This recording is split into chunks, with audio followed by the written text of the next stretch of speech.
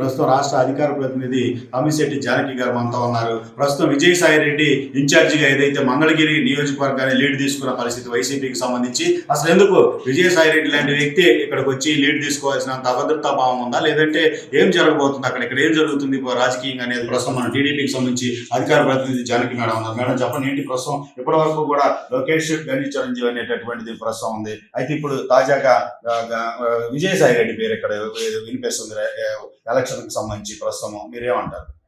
విజయసాయి రెడ్డి గారిని మనం అందరం చూసామండి. వైజాగ్ మొత్తం అయిపోయింది, ఇంకా అక్కడ తినడానికి ఏం లేదు. ఇంకా మంగళగిరి కనిపిస్తుంది, లక్ష్మీనరసింహ గుడి, దాని ఆస్తులు అంతా బాగా ఉన్నాయి కదా, అది కనిపిస్తుంది. అది దోచుకోవడానికి ఇంకొచ్చేసాడు. ఆల్రెడీ అక్కడ దోచుకొని వచ్చాడు. ఇక్కడ దోచుకున్న వాళ్ళు 2 ఉన్నారు. ఆ 2తో కూడా కలిసి తిరుగుతున్నారు, 3 కలిసి తిరుగుతున్నారు. ముగ్గురు దొంగలే. ఒకళ్ళేమో ఇసుక దందా చేశారు, ఒకళ్ళేమో టిట్కో గృహాల్లో ఇది అన్యాయం చేశారు. అర్హత అయిన ప్రజలకి ఇవ్వకుండా కేవలం డబ్బున్న వాళ్ళకి 2-3 ఇళ్ళు వాళ్ళకి ఇచ్చిన ఘనత మన చిరంజీవి గారిని మనం చెప్పక్కర్లా. ప్రతి ఒక్కళ్ళు ఆయన అడిగితే ఆయన్ని ఫస్ట్ ఇప్పుడు కూడా ఇన్ఛార్జ్ ఆయన ఇచ్చారా, ఇన్ఛార్జ్ ఇచ్చిన తర్వాత ఆయనకి ఎందుకు నెగిటివ్గా ఉందని చెప్పేసి మళ్ళీ ఇంకో క్యాండిడేట్ని తీసుకొచ్చారు. అవసరమేముంది? అక్కడ కూడా జగన్మోహన్ రెడ్డి గారు మాట తెప్పి మడవ తెప్పడం అక్కడ కూడా రుజువైపోయింది. ఇప్పుడు వాళ్ళకి కూడా ఇస్తారో లేదో తెలియదు. ఆమెను చూసుకుంటున్నారు, ఆమెను చూసుకోమన్నారు. ఆమె కూడా వచ్చి ప్రజల్లో ఫ్రాగానే ఆమె కూడా కొంచెం నెగిటివ్ ఉంటుంది కదా, నెగిటివ్ ఉన్న కాడి నుంచి వెంటనే ఆమెను కూడా పంపించేస్తారు.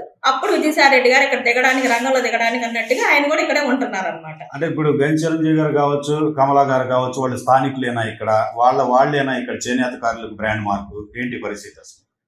అనుకుంటున్నారండి, మేమేని అనుకుంటున్నాం, అందరూ అనుకుంటారు. ప్రతి ఒక్కళ్ళు ప్రజలు ఓటర్ కూడా నేను కార్యకర్తనే, నేను ఒక చేనేత నాకు కూడా సీఎం అవ్వాలని కోరుకుంటుందని చెప్పేసి ప్రతి ఒక్కళ్ళు అనుకుంటారు. వాళ్ళు కూడా అనుకుంటారు. అనుకోండి, ప్రజల్లోకి వెళ్తే వాళ్ళు చేసిన అభివృద్ధి అంటే వాళ్ళే అడుగుతారుగా. అమ్మ ఇన్ని సంవత్సరాల నుంచి మీరు ఏం చేశారో చెప్పి టక్కన ఒక్కటి చేసామని చెప్పండి చాలు, ఇంకేం అక్కర్లా. 10 చెప్పక్కర్లా, 100 అక్కర్లా. మేము చెప్పాలంటే లోకేష్ గారు ఎన్ని చేశారో ఒక రోజు మొత్తం సరిపోతుంది మేము చెప్పడానికి. అదే వాళ్ళు ఒక్కటి చేసామని చెప్పి టక్కన తడుకోకుండా చెప్పండి చాలు, అది ఒక్కటి చాలు. మేడం, గతంలో కాండ్రి కమలా గారు ఇక్కడ మున్సిపల్ చైర్పర్సన్ గా చేశారు, అలాగే ఎమ్మెల్యేగా కూడా చేసిన పరిస్థితి. ఆ మార్క్ ఏమైనా ఉందా అసలు? ఇక్కడ ఉన్నటువంటి సమస్యలు పరిష్కరించిన పరిస్థితి ఏమైనా ఉందా? ఉన్నప్పుడు అధికారంలో ఉన్నప్పుడు ఎవరైనా చేస్తారండి. అది చేశారు అనుకుంటున్నారు. చేసినంత వరకు ఎవరికి చేశారు? స్వంత నిధులు వాళ్ళ సొంత ఏంటంటే ఆస్తులు పెంచుకోవడానికి ఏమన్నా వాటాలు ఇస్తే గానీ చేశారు. వాటా ఇవ్వలేదు అనుకోండి, ఎవరికి చేయరు. ప్రజల కోసం ఇదని చేశారని చెప్పండి. చేనేత పరిశ్రమ ఉంది ఇక్కడ. చేనేత పరిశ్రమకి నిన్న కాక మొన్న 2000 మందికి ఇవ్వాల్సిన చేనేత నేస్తాన్ని 200 మందికే ఇచ్చారు. అక్కడ ఆలోచించుకోండి. అప్పుడు కూడా ఎవరు కూడా ప్రశ్నించలేని సందర్భం. వాళ్ళ జగన్మోహన్ రెడ్డి గారి కదా అక్కడ ఉంది. కనీసం 200 మందికి ఇవ్వాలి, 2000 మందికి ఇవ్వాల్సింది 200 మందికి ఎందుకు ఇచ్చారు? 2000 మందికి తీసుకురాలేకపోయారు. వాళ్ళు ఏంటి చేసింది? తీసుకురావచ్చు కదా, వైసీపీలోనే ఉన్నారు కదా. అంటే చేనేత వాళ్ళు అనేది బాగుపడకూడదు, వాళ్ళ కుటుంబాల వరకే బాగుపడాలి, ఇంకెవరు బాగుపడకూడదు. రాజకీయంగా లబ్ధి రావాలి, వాళ్ళకే రావాలి, ఇంకెవరికి రాజకీయంగా కూడా వాళ్ళ తప్పితే ఇంకెవరు మంగళగిరి మొత్తంలో కూడా ఎవరు కనిపించరంటండి. వాళ్ళిద్దరే కనిపిస్తారు. ఏం కూడా ఈ పరాలు చిరంజీవి గారికి ఇచ్చారు. ఇచ్చిన తర్వాత మేము ఓడిపించామంటున్నారు. మేము కాదు ఓడిపించింది, వాళ్ళు ఓడిపించారు. చేనేత సామాజిక వర్గం వాళ్ళందరికి కూడా ఓటు వేయమని చెప్పలేకపోయారు వాళ్ళు. అప్పుడు వాళ్ళు కూడా దీంట్లోనే ఉన్నారు, వైసీపీలోనే ఉన్నారు. వచ్చింది గంజి చిరంజీవి గారి పక్కకు పోయి ఏం జరుగుతుంది అసలు వైసీపీలో? టీడీపీకి సంబంధించి లోకేష్ గారి యొక్క గ్రాఫ్ ఎలా పెరుగుతుంది?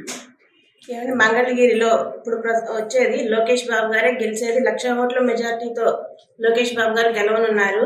వీళ్ళంటే ఏదో వాళ్ళకి మాకు సీట్ ఇచ్చారని పిచ్చి ప్రయత్నాలు చేస్తున్నారే తప్ప వాళ్ళిద్దరికి ఎవరికి ఇచ్చినట్టు కాదు. మాకని వాళ్ళే కొట్టుకుంటున్నారు. ప్రస్తుతం అది జరుగుతుంది. అయితే ఇక్కడ మాత్రం గెలిచేది మాత్రం లోకేష్ బాబు గారే. అంటే ఇక పద్మశాలికి సంబంధించి, బీసీకి, చేనేతకు సంబంధించి ఇక ఒక్క కుటుంబమేనా మంగళగిరిలో? ఏ పార్టీకి సంబంధించి అయినా ఇంకా మిగతా వాళ్ళకి సంబంధించి ఏంటి అసలు? రాజకీయాలకు సంబంధించి వైసీపీ ఏం ప్లాన్ చేస్తుందంటారు? అంటే వాళ్ళే మేమే చేనేతలో ఇంకెవరు లేరు అన్నట్టుగా వాళ్ళు పోటీ పడుతున్నారు తప్ప ఇక్కడ మాత్రం వాళ్ళు అంతకుముందు గెలిచి ఎవరికేం చేశారో చెప్పాలి. ఇప్పుడు లోకేష్ బాబు గారు అధికారంలో లేకపోయినా 28 సంక్షేమ పథకాలు చేస్తున్నారు. ఇక్కడ ప్రతి ఒక్కరికి ఎవరికి ఏది కావాలంటే అది పనిముట్లుగా సాయం కానీ వ్యాపార నిమిత్తం ఏదైనా చేస్తున్నారు. కానీ వాళ్ళు ఏం చేశారో చెప్పాలి మంగళగిరి ప్రజలకి. అలాగే ఇక్కడ వ్యాపారం చేసుకునే వాళ్ళకి మంగళగిరిలో మార్కెట్లో వ్యాపారం చేసుకునే వాళ్ళు మార్కెట్ పడేశారు. వాళ్ళు వ్యాపారాలు లేక రోడ్డును పడ్డారు. మార్కెట్ పడేశారు, రోడ్డును పడ్డారు.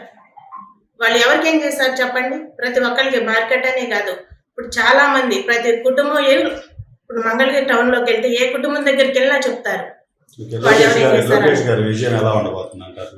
1,00,000 ఓట్ల మెజార్టీతో గెలవబోతున్నారండి లోకేష్ బాబు గారు. ఇది మాత్రం పక్కా. అంటే జగన్ నిలబడితే ఒకవేళ లోకేష్ పై జగన్ నిలబడినా గెలవడండి. లోకేష్ బాబు గారికి వచ్చినంత మెజార్టీ జగన్ కూడా రాదు. ప్రజలు నమ్మడానికి సిద్ధంగా లేరు.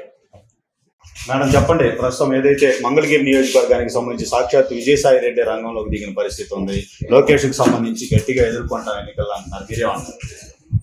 ఏమన్నా జరిగింది సార్, 10 సంవత్సరాల నుంచి ఆర్కే గారు వైసీపీ గవర్నమెంట్ ద్వారా ఉన్నారు.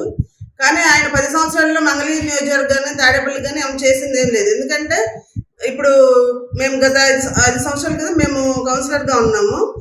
ఆయన తాడేపల్లి పట్టణం నేను నలుగుపేట కౌన్సిలర్ని. ఆ ఏరియా మొత్తం రిజర్వ్ ఫారెస్ట్ ప్రాంతంలో ఉంది. రిజర్వ్ ఫారెస్ట్ ప్రాంతం అంటే అక్కడ ఏం చెప్పారంటే లాస్ట్ ఎలక్షన్లో పోటీ చేసినప్పుడు, సార్ మరి ఫారెస్ట్ కదా, మరి 5 సంవత్సరాల నుంచి మనమే ఉన్నాము, మరి నెక్స్ట్ ఎలక్షన్లకు వెళ్ళాలంటే వాళ్ళు ఫారెస్ట్ డిఫరెన్స్ చేసి పట్టాలు ఇవ్వమంటున్నారు, మరి మీరేం చెప్తారు?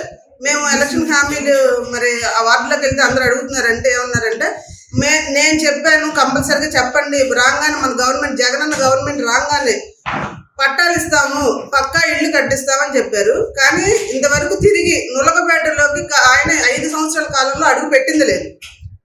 అక్కడ ప్రజలంతా చాలా ఇబ్బందులకు గురయ్యి, మేము ఇప్పుడు మాజీ కౌన్సిలర్గా ఉన్నామండి, మరి 5 సంవత్సరాల కాలంలో మమ్మల్ని అడుగుతూ ఉంటారుగా, మరి ఎమ్మెల్యే గారు రాలేదు, మీరే హామీ ఇచ్చారు ఏంటండి మరి ఇది అని అడుగుతూ ఉంటారుగా. మేము అదే అడిగాము, ఏంటి సార్ మరి అందరూ అడుగుతున్నారు, మరి 5 సంవత్సరాల కాలం గడిచిపోతూ ఉంది ఏంటంటే ఏమీ చెప్పలేదు. చెప్పంది కాక మీరు టీడీపీకి అనుకూలంగా ఉన్నారు అని మా మీద రాళ్ళెత్తారు.